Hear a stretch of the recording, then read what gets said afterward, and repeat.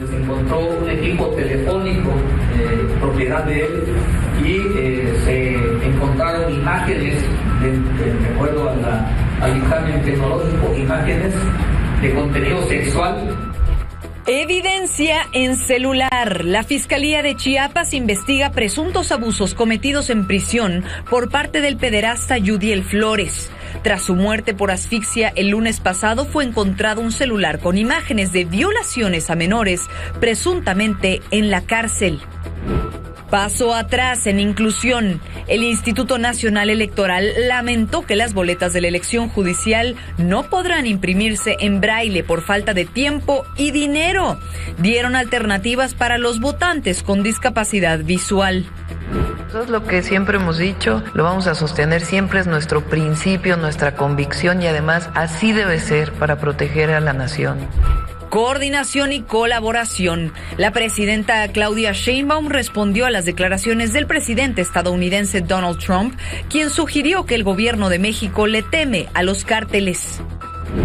Meteoro en Ciudad de México. Esta madrugada se apreció la caída de un meteoro en la capital del país y otros 5 estados. Se pronostica actividad astronómica en los próximos días. Le diremos cuándo.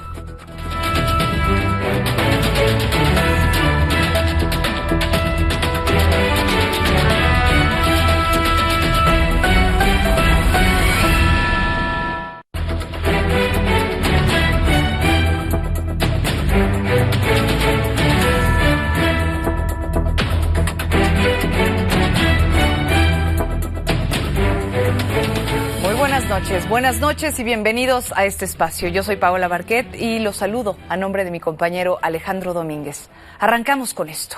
Arrancamos con la historia de Chiapas. La Fiscalía Estatal descubrió un celular con material de violaciones en contra de menores de edad ocurridas dentro de un penal. El teléfono estaba en la celda del pederasta Yudiel Flores, detenido en 2021 por esta razón y que murió asfixiado el lunes pasado. Esta es información de Jonathan González. Donde se encontró un equipo telefónico propiedad de él y se encontraron imágenes, de acuerdo al dictamen tecnológico, imágenes de contenido sexual, donde el hoyo occiso seguía manteniendo este tipo de incidente delictivo de meter menores al interior de su celda y sostener relaciones sexuales con menores. Así como le escucha, uno de los peores pederastas que ha conocido el mundo seguía abusando de menores a pesar de estar encarcelado en un penal de Chiapas.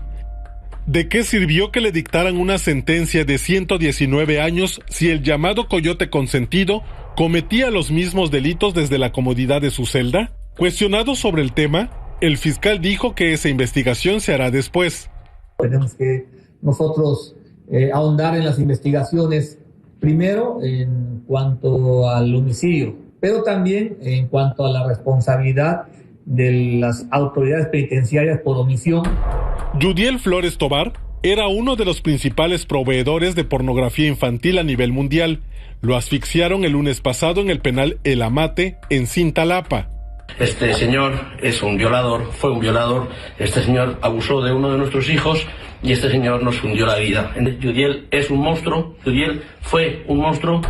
La historia de este criminal inició en 2010, cuando incursionó como conductor en una estación de radio local y después creó un canal de YouTube y páginas web para supuestamente denunciar irregularidades de las autoridades. Su personaje comenzó a crecer y a tener aceptación entre la población, por lo que después se autonombró activista. Su influencia creció de tal modo que hizo amistad con empresarios y políticos, solo para abusar de sus hijos. Fue mi hermano, le abrimos las puertas de nuestra casa, le dimos trabajo y nos pagó violando en 3 ocasiones a uno de nuestros hijos. Pasaron 11 años para que le pusieran freno.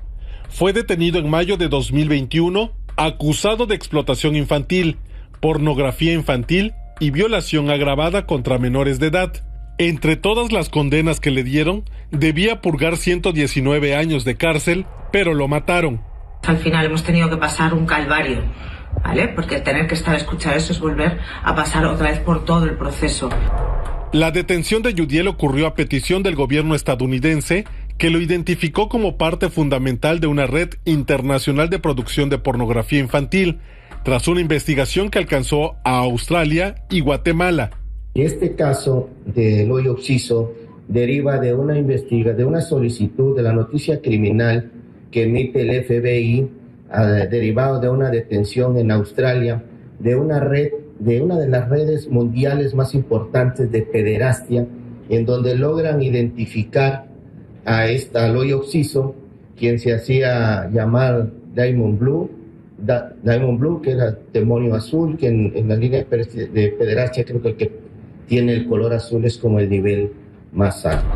En su homicidio hay dos líneas de investigación: una posible venganza de padres de las víctimas o un conflicto entre internos del penal, pues era parte de una célula que controlaba el lugar. A la fiscalía le urge esclarecer su muerte, pero la justicia tiene una deuda más grande con las víctimas: investigar y detener a quién o quienes hicieron posible que este sujeto siguiera operando y cometiendo abusos contra menores tras las rejas. Desde Chiapas, para Milenio Noticias, Jonathan González. Gracias, Jonathan González. Y a menos de 24 horas de que este sujeto fuera localizado sin vida, circuló en redes sociales un video en el que precisamente este propio interno advertía que su vida corría peligro. Mientras tanto, la violencia no suelta a Guerrero. Un taxista fue decapitado y su cuerpo encontrado en la cajuela de su propio taxi en el poblado de La Soledad, en el municipio de Cuautepec, región de la Costa Chica. Este hombre, excomandante de la Policía Preventiva Municipal, Jorge Morales, fue dado de baja entre 2018 y 2021 por no acreditar los exámenes de control y confianza. Según las primeras investigaciones, los testigos y el chofer llevaba a 5 pasajeros del puerto de Acapulco al municipio de Coajinicuilapa, cuando fueron interceptados por criminales. A los pasajeros los dejaron ir. Con esta nueva víctima, en lo que va del año, ya suman 13 los trabajadores de transporte público asesinados en Acapulco. En este contexto, hoy, un grupo de choferes protestó con ataúdes en la entrada de Acapulco reclamando seguridad. Aproximadamente a las 9 de la mañana, los conductores formaron más de un centenar de vehículos en los 4 carriles de entrada y salida de la autopista del Sol, que registraban, por supuesto, gran afluencia en estos días de vacaciones. Cerca del mediodía, después de un diálogo entre las autoridades y supuestos líderes de transporte, fueron liberadas ya estas avenidas. No se han dado a conocer los acuerdos que se alcanzaron. Ayer, en este espacio, le informaba Alex Domínguez sobre el asesinato del director de Seguridad Pública de Teocaltiche, Ramón Grande Moncada. Hoy, el secretario general del ayuntamiento, José Luis Pereda, informó que el asesinato ocurrió después de una práctica deportiva organizada por la administración del municipio. Iba acompañado de su esposa, quien fue herida en un brazo y se reporta como estable. El día de ayer se llevó a cabo por parte de la administración una convocatoria de visorías para poder seleccionar a jóvenes talentos en el área del deporte, en específico el fútbol. El comandante Ramón, como cualquier otro ciudadano, se encontraba ahí presente, viendo la actividad que estaba haciendo, una actividad que alegraba un poquito a la comunidad. Sin embargo, al momento de retirarse del evento fue cuando aconteció este lamentable suceso. Lo que sí sabemos es que fue un ataque directo, lamentable, donde salió afectado él, su esposa, y donde lamentablemente iba en compañía de su hijo, y que también es una situación muy dolorosa para él y para toda la familia.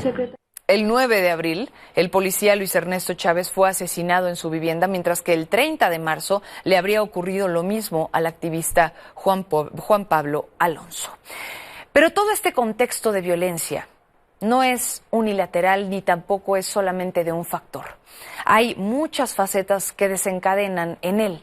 Y, por ejemplo, los narcocorridos. Al respecto, en el Estado de México, el cantante de música regional Luis R. Conríquez ya no va a participar en la Feria de San Isidro en el municipio de Metepec. Su presentación estaba programada para el 15 de mayo, pero los organizadores y el ayuntamiento dieron a conocer que fue cancelada. De esta forma, están buscando apegarse a la petición del gobierno del Estado de México para evitar que haya apología del delito a través de las canciones de los propios artistas.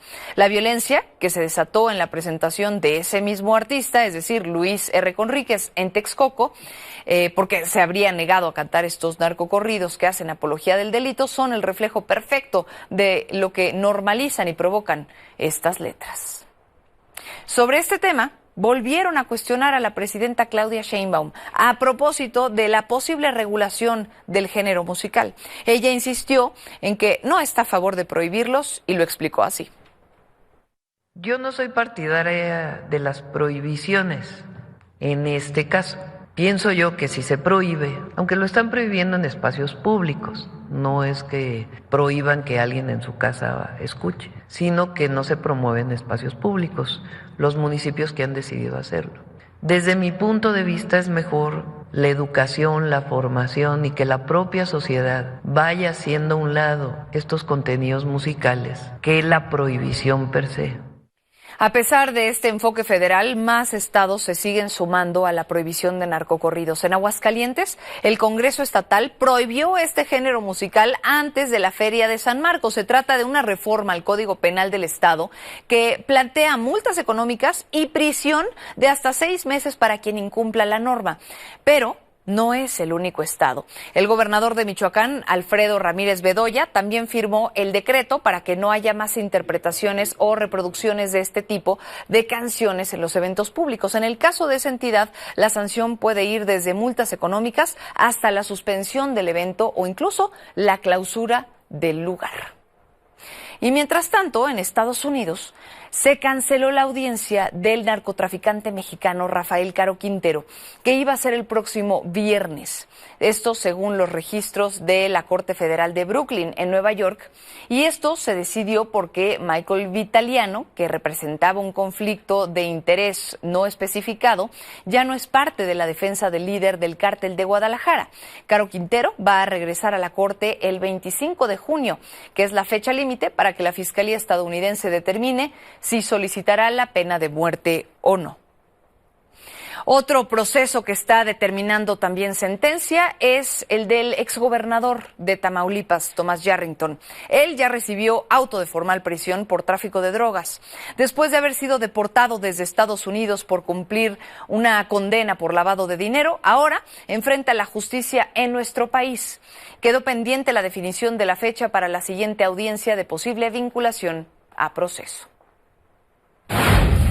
Vamos a otros temas. Una exreina de belleza fue detenida en la Ciudad de México por estar acusada del delito de despojo y robo. Resulta que la mujer identificada como Daniela Miruvska fue trasladada al penal de Tlalnepantla y es señalada de haber invadido una casa en Atizapán de Zaragoza y robarse dinero, además de otros objetos de la propiedad. Pero mire que los despojos no solamente ocurren en una zona, por ejemplo, como Chalco, en el caso de la señora Carlota, que aquí se le ha informado, o otras zonas marginales. En los condominios exclusivos, pues tampoco se salvan los vecinos. Y es que un ejemplo es el condado de Sayavedra, también en Atizapán, en el Estado de México, en donde los colonos viven este fenómeno cada vez con más frecuencia. Ellos atribuyen el aumento en el delito, en la invasión de predios, a la empresa que se encarga de la seguridad del fraccionamiento. Vea la historia.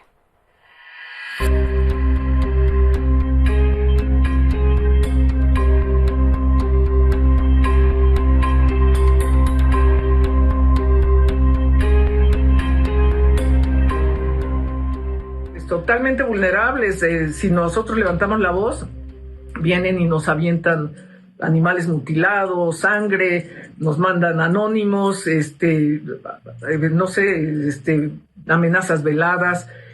Sí, es un tema de verdad ya insoportable. El despojo de viviendas e invasión de terrenos ocurren en todo el país, incluso en zonas exclusivas como el condado de Sayavedra, en Atizapán de Zaragoza, uno de los fraccionamientos más lujosos. El despojo de casas, de predios, es una constante. Recientemente una familia se fue de viaje y al volver, los accesos a su hogar tenían cadenas y candados. Dentro había un invasor. Aunque lo detuvieron, el caso no terminó bien.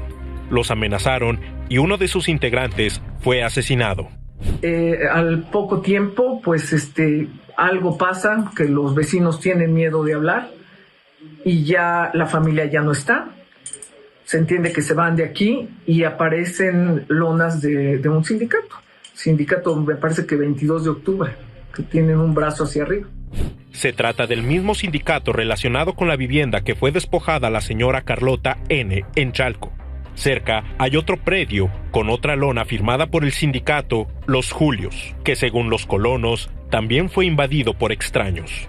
Otros inmuebles tienen carteles de venta y al mismo tiempo otros advirtiendo que la propiedad fue invadida, pidiendo a potenciales compradores no caer en el engaño.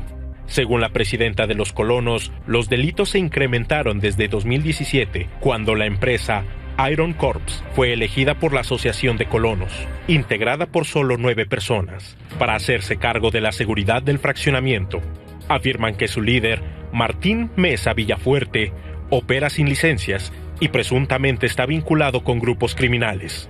Hay denuncias formales incluso en la fiscalía en contra de esa persona y de la ilegalidad que impera. Gracias a ellos obtienen datos personales, hacen cobros a proveedores, condicionan la entrada.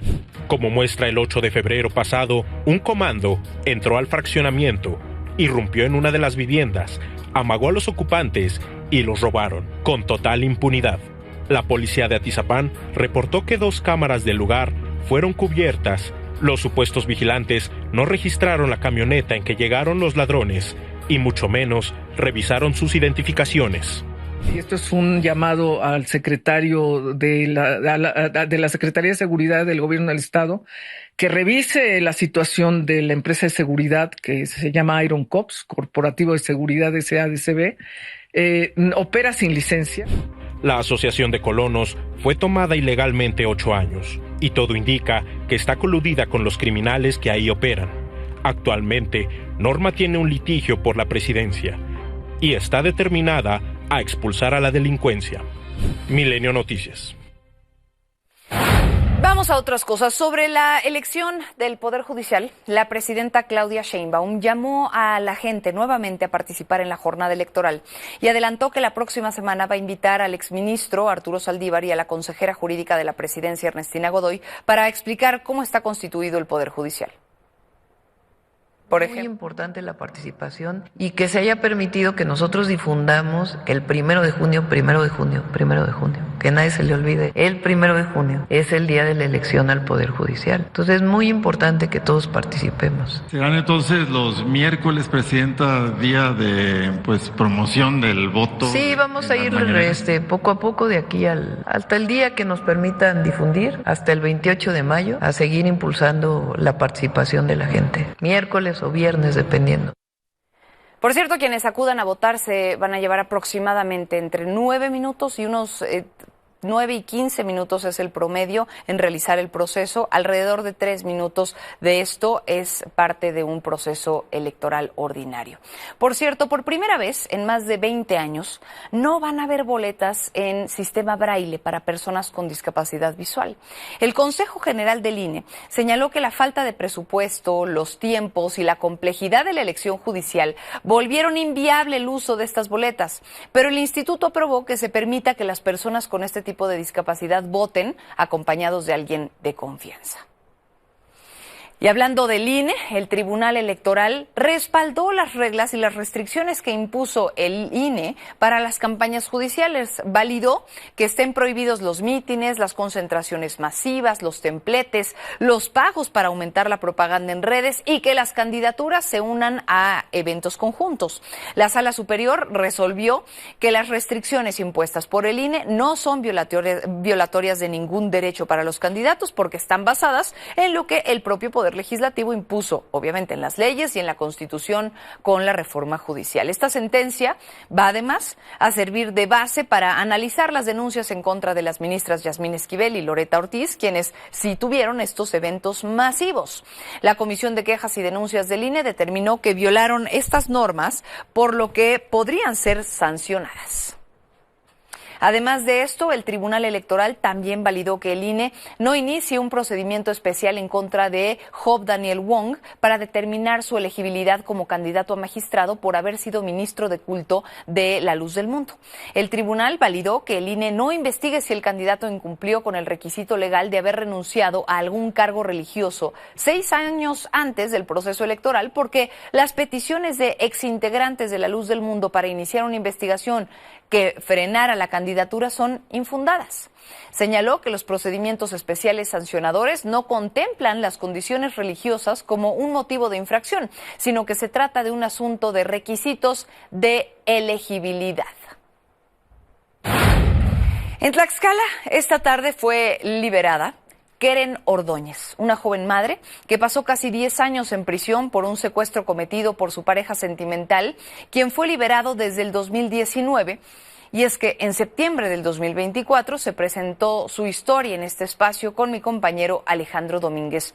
Hoy el Centro de Derechos Humanos, Miguel Agustín Pro Juárez, informó que el Tribunal Superior de Justicia de Tlaxcala resolvió a favor de Keren y ordenó su libertad inmediata.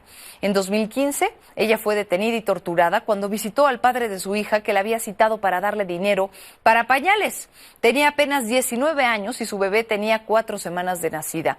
Después fue obligada a firmar una declaración fabricada en la que reconocía su participación en el secuestro de una mujer.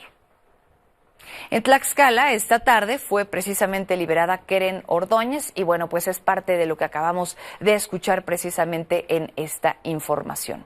En otro caso de justicia para las mujeres, la activista Kenia Hernández lleva casi 5 años en la cárcel, y esto por protestar por el asesinato de un compañero en una caseta en Valle de Bravo, Estado de México.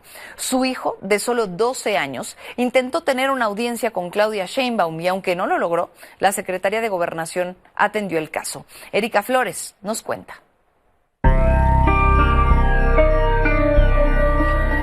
Joel Hernández tiene 12 años y juega con un estandarte que lleva impreso la foto de Kenia Hernández, su madre, defensora indígena de derechos humanos, quien está presa desde 2020. Pero él no está jugando en el patio de su escuela, sino en la entrada principal de la Secretaría de Gobernación, en la calle Abraham González. Ni siquiera debería estar ahorita aquí, yo debería estar en mi hogar con mi mamá disfrutando. Pues esta no es la vida normal de un día. Kenia está tras las rejas desde hace casi 5 años por protestar en una caseta de Valle de Bravo en el Estado de México para exigir la liberación de integrantes del Movimiento por la Libertad de Presos Políticos. Fue liberada y 4 meses después detenida por segunda vez, acusada de robo con violencia y ataques a las vías de comunicación. Pero defensores de derechos humanos nacionales e internacionales consideran que su caso fue usado para criminalizar la protesta social. En enero, cuando la presidenta Sheinbaum visitó la montaña de Guerrero, Joel entregó una carta para pedir su intervención en el caso de su mamá. El martes intentó sin éxito volver a plantearle el tema, pero tuvo una respuesta institucional. Si Joel no hubiera asistido a la mañanera, ¿hubieran tenido ustedes esta reunión hoy en Gobernación? No. La Subsecretaría de Derechos Humanos y la Subsecretaría de Infraestructura de Comunicaciones y Transportes celebraron una reunión técnica con el abogado de Kenia. Aspiran a una cantidad de cerca de 800,000 pesos. O sea, ¿ellos les propusieron a ustedes que Kenia les pagara 800,000 pesos? No tanto los propusieron, sino nos plantearon que eso es lo que dice Capufe, que fue lo que perdió por las protestas. Kenia está en un penal en Netzahualcóyotl. Anteriormente estuvo en otros 3 y cada semana la visita Joel, quien divide su vida entre ser niño, estudiante de primer grado de secundaria y en los ratos libres que le quedan, ser defensor infantil de su madre. Solamente he estado mandando las tareas por WhatsApp a mis profes. ¿Y qué te dicen tus maestros? Pues me están apoyando sobre... El director es el que está enterado de todo esto y tengo permiso especial para estar faltando a la escuela. Para Milenio Noticias, Erika Flores. Después de las declaraciones del presidente Donald Trump diciendo que el gobierno de México tiene mucho miedo de los cárteles, la presidenta Claudia Sheinbaum insistió diciendo que lo que hay es coordinación y colaboración con el gobierno estadounidense. Mexico is, I think, very afraid of the cartels, actually. I think the cartels run large sections of Mexico, and I don't want to say that because I'm getting along very well with the new president, who's a very fine woman. I have to say, the relationship is very good, and we want to help her and we want to help Mexico because you can't run a country like that. You just can't. They've made a fortune. Now, I will say it's been cut back way back because of the border. The border is very, very secure right now. Como siempre lo he dicho, tienen su forma de comunicar. Nosotros lo que siempre hemos dicho, lo vamos a sostener, siempre es nuestro principio, nuestra convicción y además así debe ser para proteger a la nación y al pueblo de México, es que hay coordinación, hay colaboración, se comparte información, pero sin subordinación y con respeto a nuestra soberanía. ¿Usted no va a permitir que entren a territorio nacional las agencias estadounidenses? Ellos tienen permisos para operar aquí, pero tienen reglas. O sea, hay agentes de las agencias estadounidenses que están en México, que requieren de permiso para estar en México y su manera de operar está regulado por la Ley de Seguridad Nacional y ahora también por la reforma constitucional que hicimos. Importante mencionar que para la construcción de esa base militar, el gobierno de Donald Trump anunció una transferencia de casi 45,000 hectáreas de tierra al ejército de su país y es parte de este contexto bastante complejo. Y justamente en medio del contexto que le platico, bilateral difícil, desde Chicago, Illinois, el presidente de la Reserva Federal de Estados Unidos, Jerome Powell, dijo que está preocupado por la política arancelaria de Donald Trump porque podría causar consecuencias negativas como mayor desempleo, menor crecimiento y que las cadenas de suministro de la industria automotriz se vean interrumpidas por años. Añadió que todavía hay mucha incertidumbre sobre lo que va a terminar implementándose, pero que estas políticas comerciales podrían sí aumentar la inflación en el país vecino. The administration is, as I mentioned in my remarks, is implementing significant policy changes, and particularly trade now is the focus. And the effects of that are likely to move us away from our goals. So unemployment is likely to go up as the economy slows in all likelihood, and inflation is likely to go up as tariffs find their way, and some part of those tariffs come to be paid by the public. When you think about supply disruptions, that is the kind of thing that can take time to resolve, and it can lead what would have been a one-time inflation shock to be extended, perhaps more persistent, and we would worry about that. In this case, you can look at the car companies, which their supply chains are likely seem to be on track to be disrupted significantly, and you would worry that process will take some years and that the inflationary process might be extended. So these are all of this is highly uncertain. Y a pesar de la amenaza constante de aranceles de Donald Trump, la agencia calificadora Fitch Ratings otorgó a México una calificación BBB-. Esto significa que nuestro país sí tiene una perspectiva crediticia estable y la capacidad para sobrellevar de cierta manera contextos económicos difíciles. Además, Fitch reconoce que nuestra economía es diversa y que las finanzas económicas son robustas, pero a pesar del buen panorama, la calificadora está destacando que todavía hay focos rojos importantes y estima una posible contracción económica del 0.4% para este año. A pesar de lo anterior, se prevé una ligera recuperación del 0.8% para 2026. Los abusos de agentes del Servicio de Inmigración y Control de Aduanas de Estados Unidos, ICE, continúan. Esta vez se dio a conocer un video en el que un hombre de origen guatemalteco fue detenido de manera violenta mientras se dirigía a una cita con su dentista. Los agentes rompieron la ventana de su auto mientras viajaban junto a su esposa. La abogada de la persona detenida asegura que los agentes primero dijeron que estaban buscando a otra persona, es decir, con un nombre diferente, pero aún así lo detuvieron. Aquí parte de lo que ocurrió. Mi abogada viene en camino.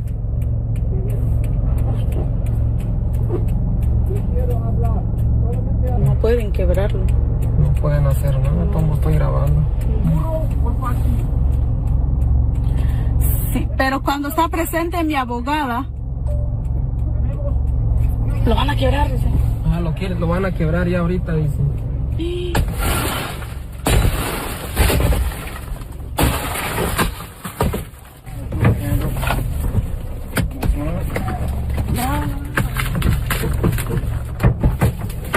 Nos sacaron forzadamente, a mí y a mi esposo, me jalaron duro del carro.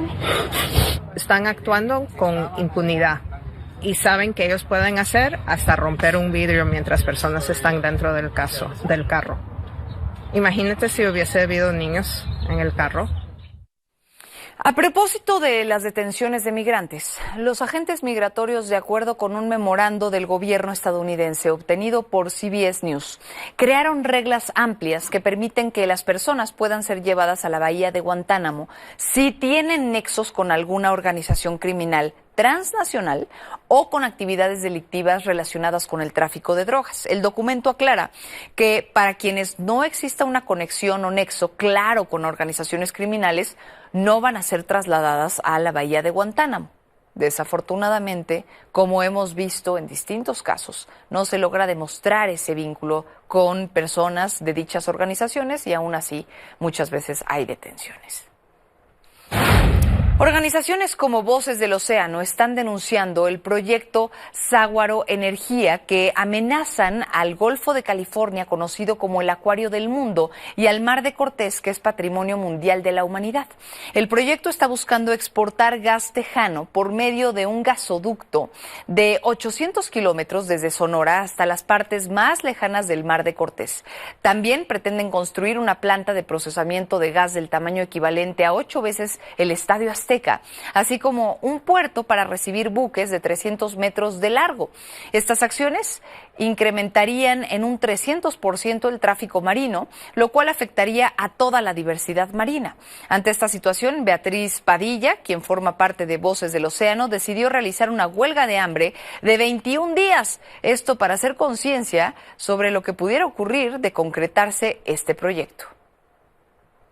Este sitio, que es Patrimonio Mundial de la Humanidad desde el 2005, se ve realmente muy gravemente amenazado por el proyecto Saguaro Energía. Y somos muchas organizaciones, muchas voces, incluido nuestro grupo Voces del Océano, que nos oponemos rotundamente. El motivo por el cual decidí hacer esta huelga de hambre fue por verdadera indignación. O sea, ¿cómo creen que los mexicanos vamos a permitir un proyecto tan vergonzoso como este? México es el custodio del Golfo de California. Está en el poder de México detenerlo. Desde aquí hemos escrito a las autoridades ambientales federales de México. Le escribí también a la presidenta Claudia Sheinbaum. Estamos convocando a la ciudadanía a participar en una vigilia. Nosotros seguimos con la campaña Voces del Océano hasta que el proyecto se declare cancelado. Vamos a solicitar que nuestros seguidores se animen a escribir cartas a la Secretaria del Medio Ambiente, simplemente diciendo no al proyecto Saguaro Energía. Nos preocupa que el pasado 13 de marzo se publicó en el Diario Oficial de la Federación que la Secretaría de Marina autorizó la construcción del puerto que recibirá estos buques metaneros en Puerto Libertad. Yo quiero creer que estamos entrando en la era de la restauración del planeta y para eso tiene que ser entre todos. Hablemos de temas de salud. Chihuahua acumula 400 casos de sarampión. En las últimas 24 horas se confirmaron 53 nuevos casos, de acuerdo con la Secretaría de Salud Estatal. El municipio de Cuauhtémoc lidera el número de casos con 197, lo que representa casi el 50% de los contagios en la entidad. Le sigue Chihuahua con 69 casos y Riva Palacio con 33. La semana pasada también se confirmó el primer deceso por sarampión en el estado. Ante este panorama, el gobierno estatal y federal exhorta a la población a que se vacune a fin de evitar la propagación de contagios. Para resolver las dudas que nos quedan alrededor de esto, que siempre la salud nos puede consternar, está con nosotros ya el doctor Alejandro Macías, epidemiólogo, y además que nos da paz, doctor, escucharlo para entender un poquito más el contexto de lo que ocurre. Bienvenido siempre. Hola, Paola, a tus órdenes, buenas noches. Cuéntenos, por favor, ¿cuál es la gravedad o el riesgo real de lo que estamos escuchando a propósito del sarampión hasta este punto? Sí, Paola, es una situación delicada, sin duda, ¿eh? El sarampión no perdona si la tasa de vacunación cae. Y aquí se formó la tormenta perfecta. Unos grupos de población que no se querían vacunar por cuestiones religiosas o culturales. Una baja tasa de vacunación, pues sobre todo en la administración anterior se descuidó francamente la tasa de vacunación. Se anularon las semanas nacionales de vacunación. Y entonces, ante la cercanía de los Estados Unidos, donde había brotes, fue relativamente fácil que pasaran a Chihuahua. Ahora, el problema es de si Chihuahua puede ser el inicio de un brote que sea nacional, puesto que en la República no tenemos una buena tasa de vacunación. No se alcanza el 95%, que es lo que se tiene que hacer para que no haya brotes de sarampión. En el lado amable, ya la Secretaría de Salud, el propio secretario de Salud, reconoció que la situación es difícil y que se está trabajando a marchas forzadas para vacunar a grandes grupos de la población. Platíquenos un poco sobre esto que menciona, sobre el contexto de la vacunación, y entiendo que pues estos números que se han reducido mucho, por lo menos desde la pandemia fue mucho más claro que había menos personas vacunadas. Particularmente en el caso del sarampión, ¿se aplica entre los 12 y 17 meses o algo así de recién nacidos?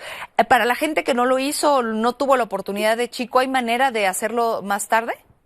Claro, sí, mira, todos los padres de niños, de jóvenes que tengan menos de 11 años de edad, 10 años o menos, tienen que checar sus cartillas a ver si tienen 2 vacunas de sarampión. Vacuna y revacuna que se pone al año y al año y medio, pero si no, se puede empatar después, o sea, se puede hacer el alcance. Lo que tienen que ver es que si no tienen 2 vacunas, los lleven a vacunar de inmediato. Hay vacuna, entiendo que hay vacuna para todo ese grupo. Otro grupo que será más problemático es el de adolescentes y adultos jóvenes. Los mayores de 40 años ya no tenemos problema porque o ya tuvimos sarampión o estamos vacunados, pero los que están entre los 10 años y los 40 años están en una situación un poco más comprometida porque allí hay muchos que todavía no tienen inmunidad contra sarampión y en esa edad el sarampión puede ser muy serio. Si no hay la vacuna en el gobierno y pueden comprarla, los que no sepan si ya tuvieron sarampión y que no sepan si están vacunados, conviene que se pongan al menos una dosis de la vacuna. Sí. Recientemente hablábamos justamente de un fallecimiento por la enfermedad y preguntarle si esto, se hablaba de que no había vacuna, pero también de una comorbilidad. ¿Cuál sería, digamos, la versión que pudo haber afectado más?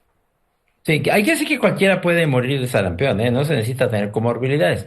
En el caso particular de la persona que falleció, nos informan que además tenía diabetes mal controlada y bueno, eso facilitó que muriera. Pero un adulto perfectamente sano, el sarampión puede dar, por ejemplo, una diarrea tan intensa que lo deshidrate y ponga en peligro su vida. Entonces, estamos sin duda en una situación muy comprometida. De hecho, el propio secretario de Salud ha reconocido que la situación es difícil y que por eso se tiene que revacunar pronto.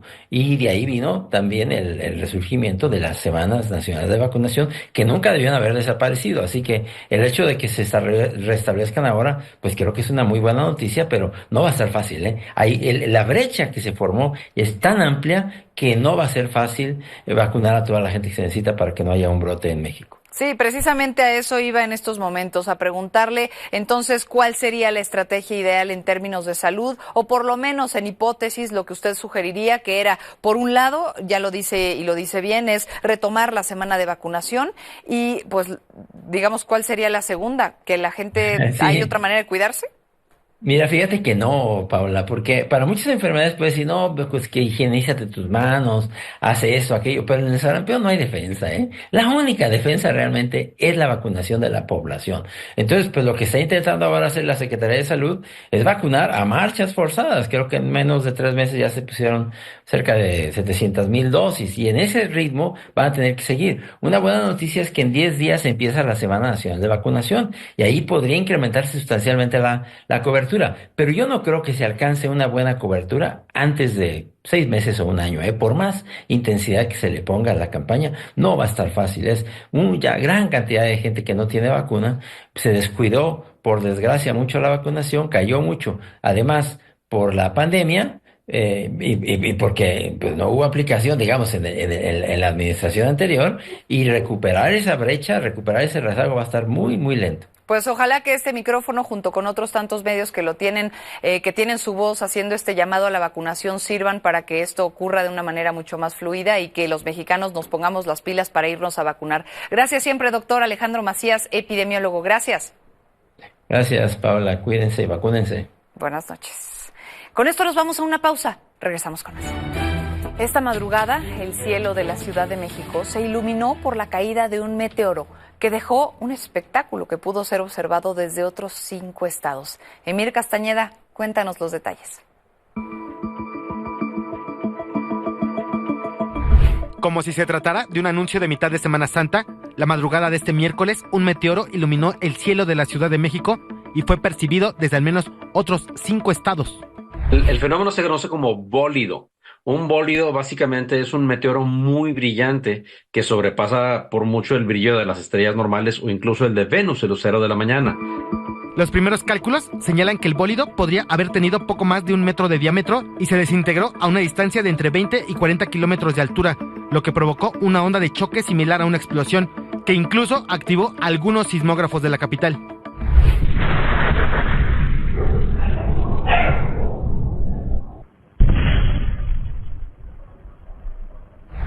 Según la Sociedad Astronómica Urania, este meteoro está asociado a la lluvia de estrellas líridas, un fenómeno que se registra en los meses de abril de cada año y que se espera que llegue a su máxima actividad el próximo 22 de abril. Mientras tanto, el fenómeno de esta madrugada se pudo apreciar en Pachuca Hidalgo, en el municipio de Taxco Guerrero, en el Estado de México, Tlaxcala y en algunas zonas de Querétaro. De acuerdo con especialistas, la Tierra recibe alrededor de 40,000 toneladas de polvo extraterrestre cada año, por lo que recomiendan no dejar de ver nunca hacia el cielo. Muchas veces en la ciudad pues la gente está nada más viendo el celular o viendo hacia enfrente en el tráfico y no se da cuenta de lo que está pasando arriba en el cielo. Para Milenio Noticias, Emir Castañeda. Gracias por acompañarnos. Buenas noches. Yo soy Paola Barquet y a nombre de mi querido Alex Domínguez, nos vemos por aquí mañana. Descansen.